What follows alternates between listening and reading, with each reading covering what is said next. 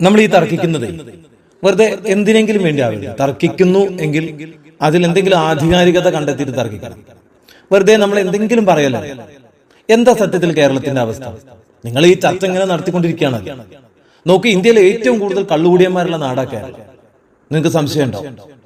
ഏറ്റവും കൂടുതൽ മദ്യം വിറ്റുപോകുന്ന സ്റ്റേറ്റ് കേരളമാണ്. ഇന്ത്യയിലെ ഏറ്റവും കൂടുതൽ വൈദ്യുതി ചാർജ് വാങ്ങുന്ന സംസ്ഥാനം അതേതാ?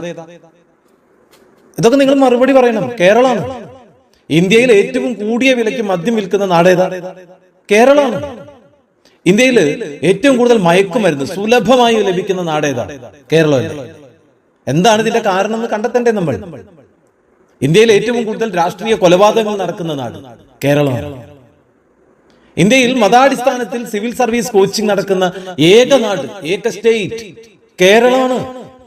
ചിന്തിക്കണ്ടേ നമ്മൾ? നോക്കൂ, ഇന്ത്യയിൽ മത അടിസ്ഥാനത്തിൽ സ്കോളർഷിപ്പ് നൽകുന്ന ഒരു സംസ്ഥാനമുണ്ട്. ഏതാണെന്നറിയോ? കേരളം. ഇനിയും നമ്മൾ പഠിക്കണ്ടേ ഇതൊക്കെ? ഇതോടെ തീരുന്നുണ്ടോ സംഭവം? ഇന്ത്യയിൽ അവിവാഹിതരായ ഏറ്റവും കൂടുതൽ പുരുഷന്മാരുള്ള നാട് കേരളമാണ്. ഇന്ത്യയിൽ ഏറ്റവും കൂടുതൽ രാഷ്ട്രീയ നേതാക്കൾക്ക് വ്യാജമായ LLB-യും PhD-യും ഒക്കെ ഉള്ള നാടും കേരളമാണ്.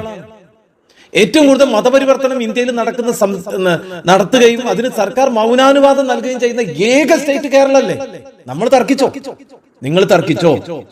പക്ഷെ ഇതിനെ വിലയിരുത്തി തർക്കിക്കണം. ഏറ്റവും കൂടുതൽ ആളുകൾ തൊഴിൽ തേടി വിദേശ രാജ്യങ്ങളിലേക്കും മറ്റ് സ്റ്റേറ്റുകളിലേക്കും ചേക്കേറുന്നതും കേരളത്തിൽ നിന്നല്ലേ. ഇന്ത്യയിലെ ഏറ്റവും കൂടുതൽ അഭ്യസ്ത വിദ്യരായ തൊഴിൽ രഹിതരുള്ള നാടേതാ? കേരളമാണ്. പഠിപ്പ് കൂടുതലും ജോലിയില്ലാത്ത സ്റ്റേറ്റ് കേരളമാണ്. ഇന്ത്യയിൽ ഒരു വ്യവസായം തുടങ്ങാനോ അത് വിജയിപ്പിക്കാനോ സാധിക്കാത്ത ഏക സ്റ്റേറ്റ് കേരളമാണ്. അഥവാ ഒരു വ്യവസായം തുടങ്ങിയാൽ അവിടെ അപ്പ കൊടി നാട്ടി അത് നശിപ്പിച്ചിരിക്കും. ശരിയല്ലേ? നിങ്ങൾ പറയണം, ഏറ്റവും കൂടുതൽ ട്രേഡ് യൂണിയൻ ഗുണ്ടായിസ് നടക്കുന്ന ഏക സ്റ്റേറ്റ് കേരളമാണ്. നോക്കൂ, ഒരു പെട്ടി എടുത്തു വെക്കാൻ പോലും ഗുണ്ടായിസ്. ISROയിലേക്ക് വരുന്ന സാധനങ്ങൾ പോലും ലോറിയോടുകൂടി പൊക്കി വെക്കാൻ ഞങ്ങൾ ചെയ്യുമെന്ന് പറഞ്ഞു വരുന്ന ഗുണ്ടായിസത്തിന്റെ നാടാണ്. ഏറ്റവും കൂടുതൽ വ്യവസായ സംരംഭങ്ങൾ പൂട്ടിക്കുന്ന ഏക സംസ്ഥാനം ഏതാ? കേരളമല്ലേ. ഇന്ത്യയിൽ 10ാം ക്ലാസ് വിദ്യാഭ്യാസം പോലും പൂർത്തിയാകാതെ ലക്ഷങ്ങൾ ശമ്പളം വാങ്ങുന്ന വൈദ്യുത ബോർഡ് ജീവനക്കാരുള്ള ഏക സ്റ്റേറ്റ് കേരളമാണ്. നിങ്ങൾ ചർച്ച ചെയ്തോ? തർക്കിച്ചോ? ആഹാര സാധനങ്ങൾക്ക് പോലും അയൽ സംസ്ഥാനങ്ങളെ ആശ്രയിച്ച് ജീവിക്കുന്ന ഏക സ്റ്റേറ്റ് കേരളമാണ്. ഇന്ത്യയിൽ ദുരിതാശ്വാസ ഫണ്ട് പോലും വെട്ടിച്ചു നിന്ന് ജീവിക്കുന്ന സുഖിക്കുന്നവരുടെ ഏക നാട് കേരളമാണ്.